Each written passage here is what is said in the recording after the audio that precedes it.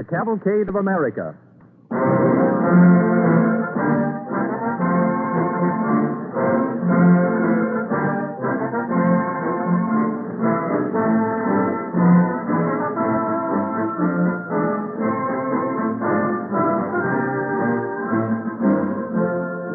Most Americans are familiar with the names of those courageous early American explorers, Lewis and Clark, who are two of the characters in tonight's broadcast of The Cavalcade of America, presented by DuPont.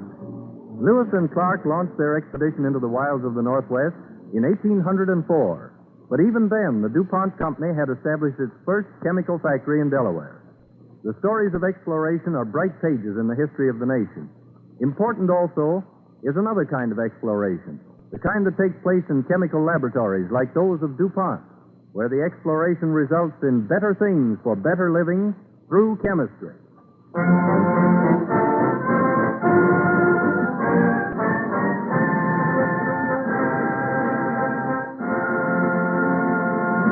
Our first story this evening takes place in the early days of the 19th century in the vast wilderness west of the Mississippi. Our Cavalcade Orchestra sets the stage with Charles Wakefield Cadman's song, From the Land of the Sky Blue Water, which is based on an American Indian theme.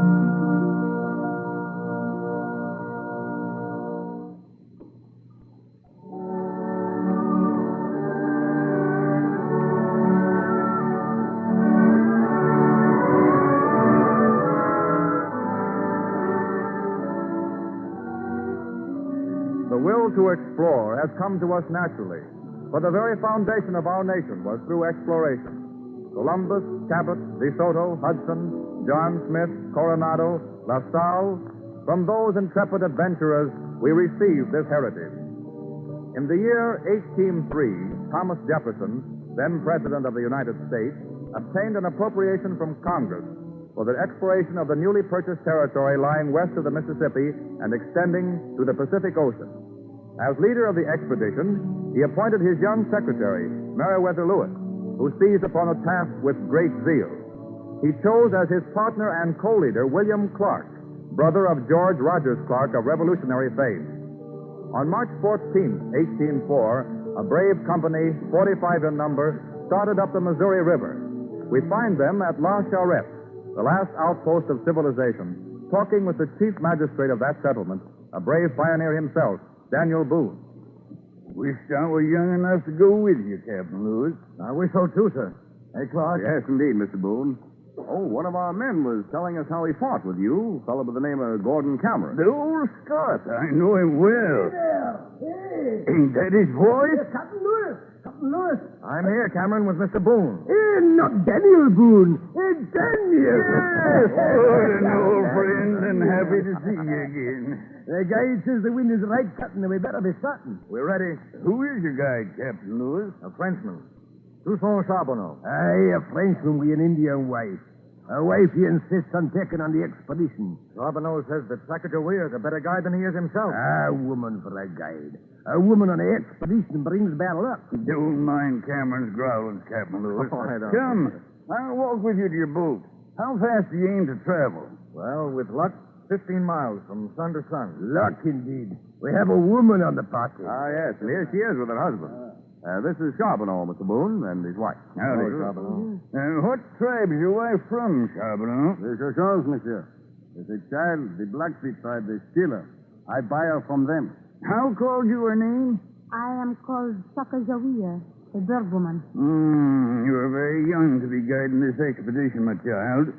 May your eye be clear and your senses keen, for upon you and Charbonneau rests a great responsibility.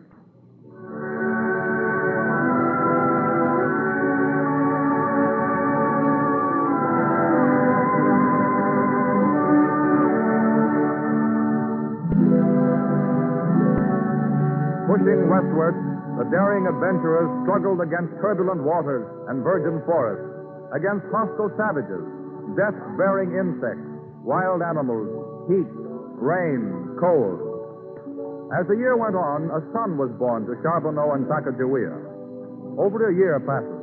It is June 1805. We find Captain Lewis with Cameron, Charbonneau, Sacagawea, and her papoose standing in a ravine beneath an overhanging rock where they have sought shelter from a torrential rain.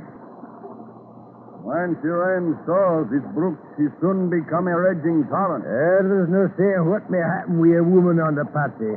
And no with a bairn. Surely we're safe here. Often I see angry waters carry huge rocks and trees before them, bringing death to all in their path. Even as she comes now.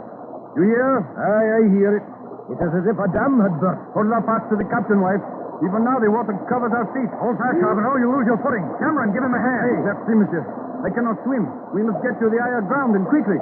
Each moment the water will see rise. Give me the child, Sacagawea. I'll hold him. Thank you, Captain. My wife, she can't just let her away. Cameron, hold the child. Aye. Here, Charbonneau, take my gun and sack. The waters, they're carrying her toward this falls, monsieur. I'll get her.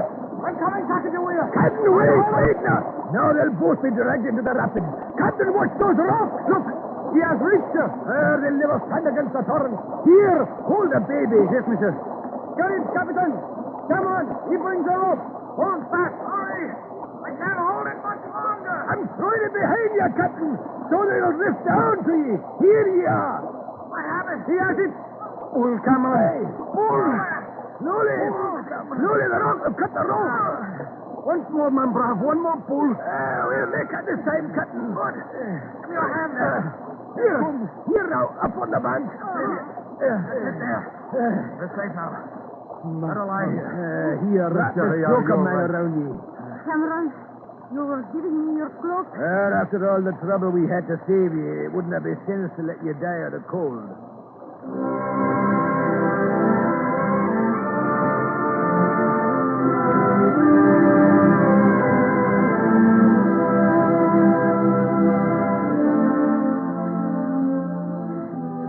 After weeks of struggle, the party reaches the foothills of the Rockies, in what is now part of the state of Montana. For days, the expedition searches in vain for a way through or across the huge mountains. Lewis, Cameron, and Sacagawea gaze toward the snow-tipped peaks that bar their path. Mountains. Mountains in all directions. Impassable barriers, that's what they are. Somewhere on the other side of those mountains lies the great Columbia River. It leads to the Pacific.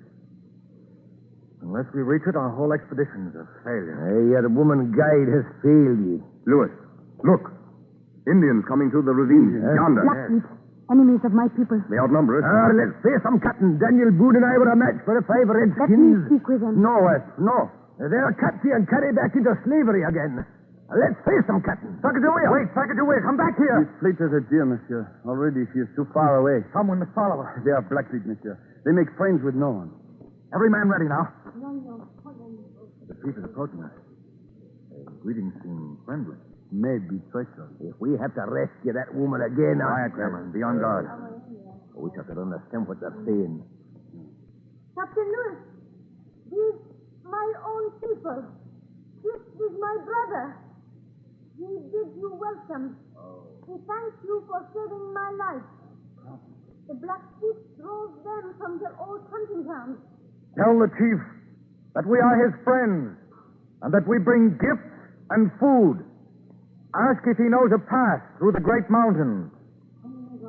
Perhaps he plans to trick us, Captain. You can guess which way a man will jump, but a woman or a redskin... Wait, Cameron. Well, Sacagawea? Beyond great mountains lies mighty river that leads to the sea. There is a path by which it may be reached. The great river. The river we seek. He never shows the way. It is only defense against the Blackfeet. Wait. Chief knows white men are true friends. He will lead white warriors through mountains. Goal is won. Well, come on. Were we wrong now to bring the woman? To be a mean man who couldn't admit that he was wrong.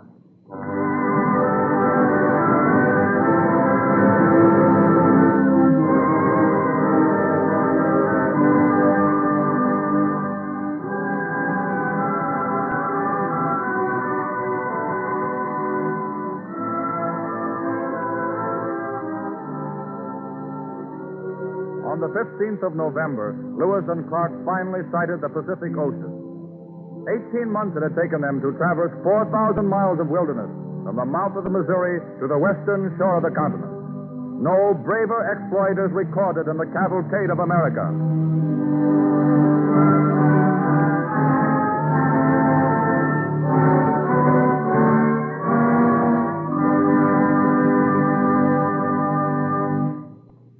This evening's second story concerns Greeley's Arctic expedition in 1881. Much of the music of Grieg expresses the composer's impressions of his own Northland. Our Cavalcade Orchestra will set the scene with Morning Mood from Grieg's suite Peer Gynt.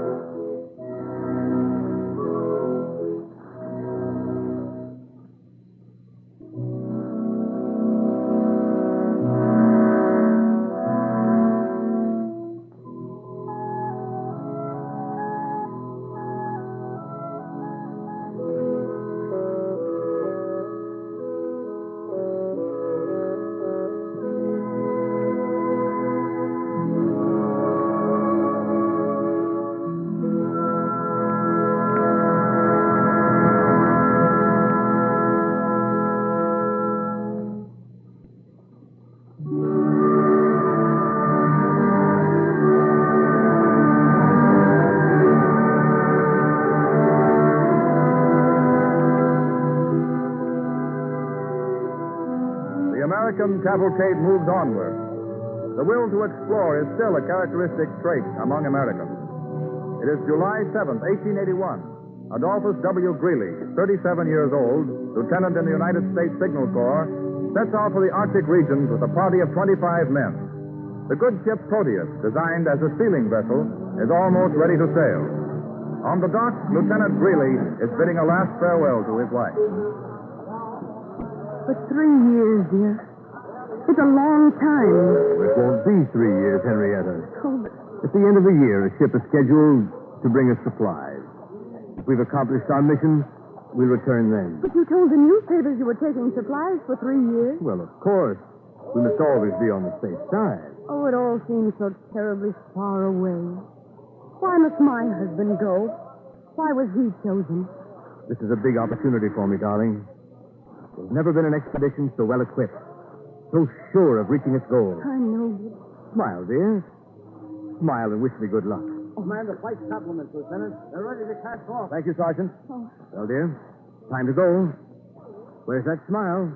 Ah, that's better. Oh, just come back to me safely. That's all that matters, dear. Goodbye, dear. Goodbye. Kiss the babies for me. I will. Remember, keep smiling. I will. Goodbye. Goodbye, dear. Goodbye.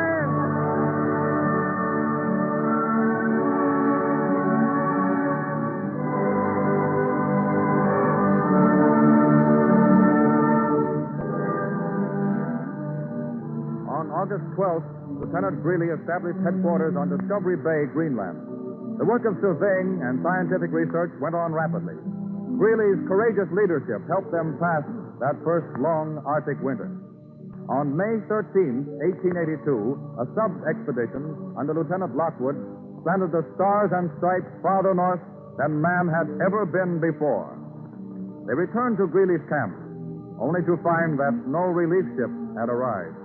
One had been sent out, and 6 times it had tried to pass through the ice in Kane Sea, only to be baffled by the floes. The second winter was worse than the first, and the spring brought no promise of better times. They wait for the relief ship that never comes. Trying to keep up their courage, Greeley goes among them. Captain Greeley. Captain Greeley. Yes, Brainerd. Rice and Jans, the Eskimo, have returned. Yes? They report nothing but open sea on every side. No supplies were found. The last hope. Captain Greeley. Yes, Doctor. Lockwood is asking for you. I'll go with you at once. Brainerd, see that the flag of distress is firmly planted on the highest ground. There might still be a chance. Yes, Captain. Well, Doctor, how is Lockwood today? Very weak, Captain. He's in this tent here. Captain Greeley. Yes, Lockwood. That last trip of mine. I missed the message. Will anyone ever find it? We can only hope, my friend. If our thinking is the worst. It is easy to die. Very easy. But it's hard to struggle, to live. I expected privation, death perhaps, but not abandonment.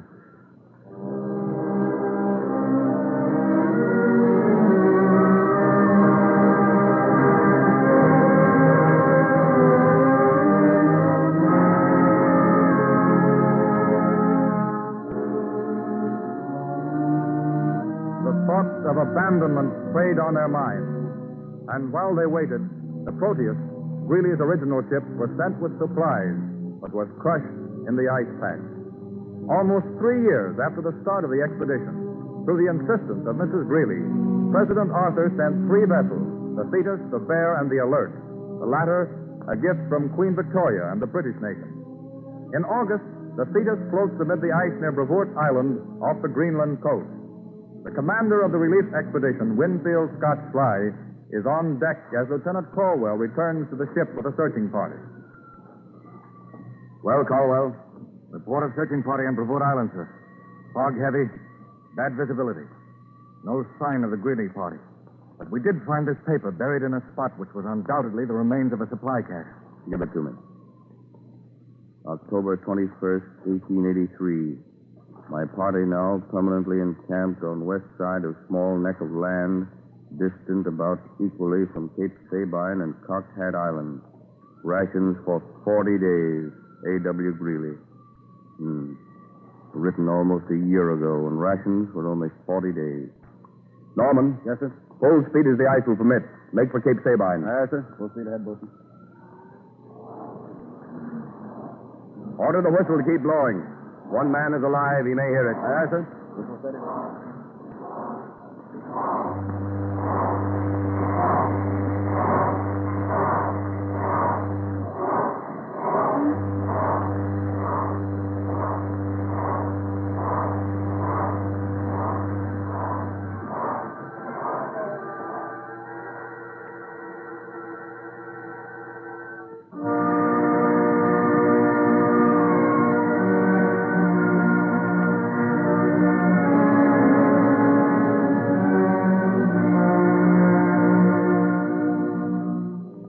June 21st, 1884. The outpost of the law. Sergeants Long and Brainerd huddled together beside the one tent, weakened by hunger and exposure. Brainerd, Yes. don't you hear something? Only the sound of the ice. I mean, that whistle. Listen. The wind. It's always whistling. I know the wind when I hear it. That's the ship's whistle. Oh, Long, you're a fool. You're going crazy. Crazy or not, I'm going to crawl to the top of the hill with the little strength that's left me. Go ahead if you want. I couldn't make it. What does it matter? Can't you hear that? Now I hear a voice. Brainerd! Brainerd! I hear a voice. For months I've heard it too. It's in your own brain. I hear it now. Long, can you see? I've almost reached the edge of the hill. Brainerd, it's a boat. It's a boat. Steady, old man. Steady. Oh, You're real, aren't you? I've seen you so many times, only to have you disappear. We're real right enough, eh, Colwell? Yes, we sure are. How many of you left? 7, sir. Where are they? In the tent. There. Behind the bank. Come on, Norman, hurry. Help this man. Come on. Is Mr. Greeley alive? Just, sir. Any other officers? No, sir. And you are... I'm Long, sir. Long. I'm Norman, who came up with you in the Proteus. You remember me. Oh, yes, sir. This is Brainerd, sir. Brainerd? Man, don't try to salute. Where's Mr. Greeley? Norman. Here he is. On the lee side of the tent. Oh, what a sight. Greeley, we've come for you. 7 of us left. Dying. Did what we came to do. Beat the best record. Of course you did, sir. And now we've come to take you home. Home. Yes, sir. You're rescued, sir. Don't you see the ship? Lift me a little. I want to see the flag. Greeley, old man. It's Norman. I brought you a message from your wife. She said that when you came home, you'd find her smiling.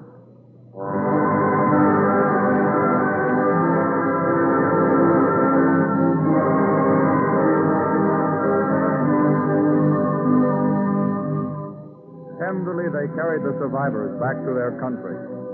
Greeley lived to receive the praise of his government and later became chief signal officer in the Army. His diary and his own published description of his exploits were typical of the man's modesty and courage. No credit was claimed by him. All was given to the men who followed him to the outpost of the law.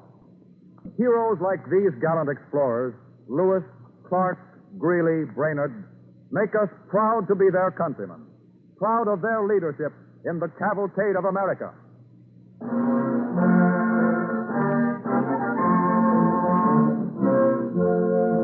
The urge to explore founded our nation, and this same trait today spurs on the research chemists to discover and create useful things. One of the most fascinating examples of exploration in the field of chemistry is the story of man-made rubber.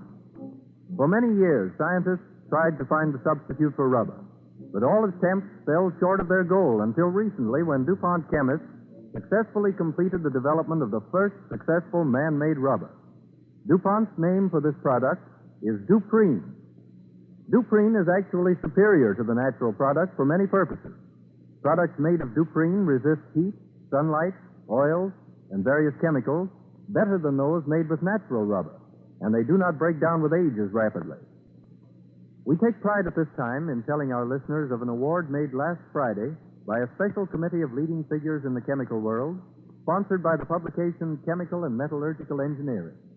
In making this award, the committee said, DuPont's slogan, Better Things for Better Living Through Chemistry, is a creed that molds and guides the work of thousands of chemists and engineers. The outstanding chemical engineering achievement during the past 2 years has been DuPont's successful industrial development of the synthetic rubber Duprene, of synthetic camphor, and of certain other important organic chemicals and dyestuffs. We know that many of you would like to see and handle this man-made rubber, so we have had a few erasers made up as samples. They look like, feel like, and do the work of ordinary erasers, but they contain Duprene instead of natural rubber. We shall be glad to send you one of these erasers free of charge. Simply write to DuPont, Wilmington, Delaware, or to your radio station.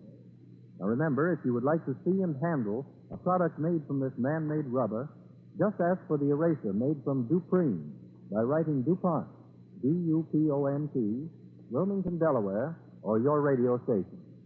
Engineers and businessmen interested in industrial uses for Duprene may secure a special technical sample by writing on their company letterhead describing the problem to be met.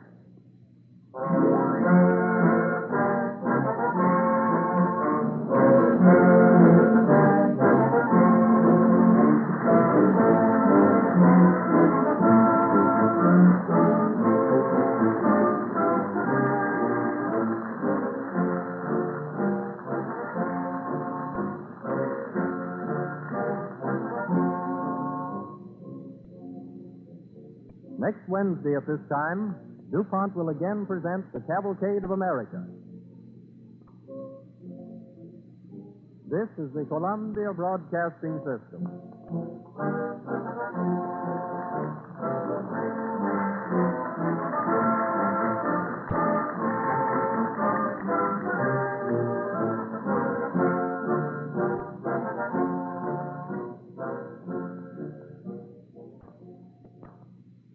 WABC, New York.